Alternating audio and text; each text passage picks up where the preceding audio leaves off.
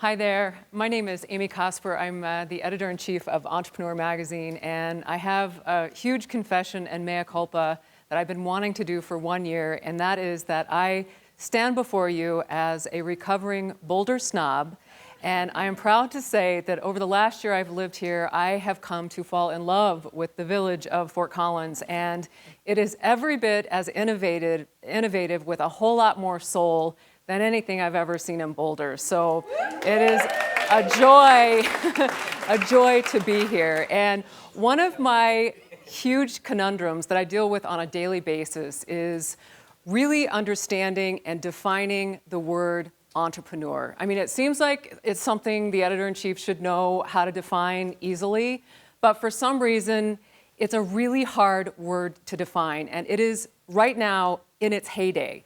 It has come to become, it is a word of passion and actually zeitgeist. Everybody wants to be an entrepreneur. Even people who aren't entrepreneurs want to do something entrepreneurially. And so this universe, this breadth of how to define this word is really, really consuming. Is it, a small businessman who creates a marketing campaign? Is it a laundromat owner? What is it that makes an entrepreneur an entrepreneur? And there's the academics who will always say, well, an entrepreneur is somebody who assumes the financial risk of a venture. And frankly, I think that's really, really boring and not that accurate. So the writers and reporters and photographers and I always get together probably once or twice a month to kind of refine our message so we know what our stories are going to be and we know who we're writing to. And what we've kind of settled on, although it's changing and morphing, is an entrepreneur is somebody who creates something out of nothing, or sometimes sees something and reimagines it in an entirely different way. I mean, today we've seen Brian. Brian is an entrepreneurial educator. We've seen Darren. He is an entrepreneurial artist. I mean, just because it's the word entrepreneur doesn't mean it has to necessarily be tied to business or a business owner. I mean, I think in this world, if we all thought a little bit more entrepreneurially and approached the problems and challenges with an entrepreneurial approach, it would be a good thing. And so this word, this honorable, noble word, entrepreneur, everybody wants it. The government is mandating innovation, so it's creating this whole sort of groundswell of entrepreneurs, has very seedy beginnings. The word entrepreneur has not always been the heroic word it is now. In fact, I went into the morgue. We're based in LA. I work out here in Fort Collins. I went into the morgue of our offices, and a morgue, I mean, it is aptly named, I have to tell you. It's where we store all the old magazines 30 years ago. So I went in there yesterday and I was looking for what was entrepreneur, how did you define that 30 years ago? What was the cover story 30 years ago? And I was shocked and yet amused mildly at what I found. And here it is. So entrepreneur, this is a nightmare for many reasons editorially. This is from 1981. How about starting your own mail order bride business? Right? Or maybe you want to start a ghost detective agency and franchise it, possibly, or some cactus farming. Maybe do a little franchising of an archery range, but please wear heels, right? So this was my worst nightmare, but I read these things cover to cover. I mean, entrepreneur used to mean get rich quick. Snake oil salesman, you don't have a job. I mean, when I was growing up, my father was an entrepreneur, and I didn't care. I didn't know what it meant, whatever. And in second grade, we got an assignment, and it was draw a picture of what your father does for work. So I went up to my mom and I said, okay, what does he do again? All right, he's an entrepreneur, and he started a company that brokers salad dressing. And I was like, really? So I went into school the next day and drew a picture of him, my father, as a cowboy, which got me into trouble later on. But anyway, so the word has really, the word has its own story arc, which is absolutely fascinating. And one of the experiments we did on the magazine a couple of years ago, we got a little bit too granular, in my opinion. And we're like, all right, so let's take uber super entrepreneur Sir Richard Branson. I mean, the man's got a knighthood in entrepreneurship. Let's bring in psychologists, psychiatrists, let's bring in some neurologists even, and even some endocrinologists. Let's see how he works. Like, what is going on in Sir Richard Branson's brain? it was a little bit of a failed experiment, I have to tell you, because we spent all this time studying the synapses, his body language, what happens when Richard Branson enters a room, and as it turns out, it really doesn't have that much to do with what's going on in his brain. It has a lot to do with what's going on in his gut. I mean, it turns out that he is absolutely an adrenaline junkie, and we talked about failure earlier. He has failed more times than anyone on the planet. But has so much drive and so much passion, and he doesn't follow the rules. He can't. It's like, it's not possible. It's like Darren's art.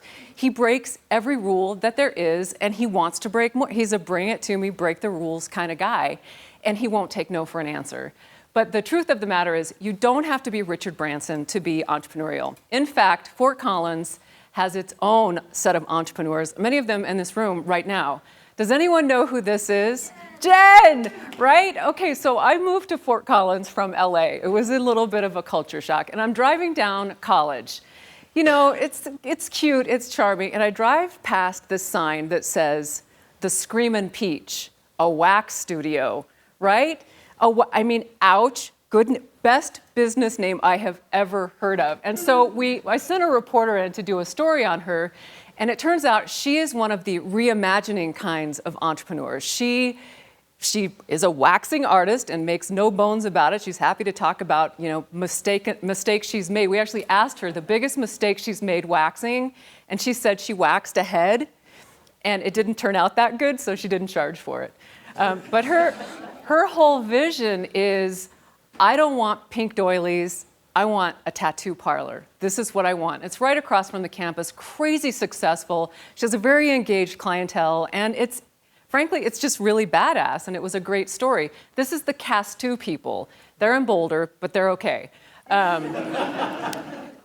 So one of the kids in this family broke his arm. That gets a cast on it, whatever. One of the other kids is like, I'm going to put a tattoo on this. So they come up with this whole thing called Cast 2s.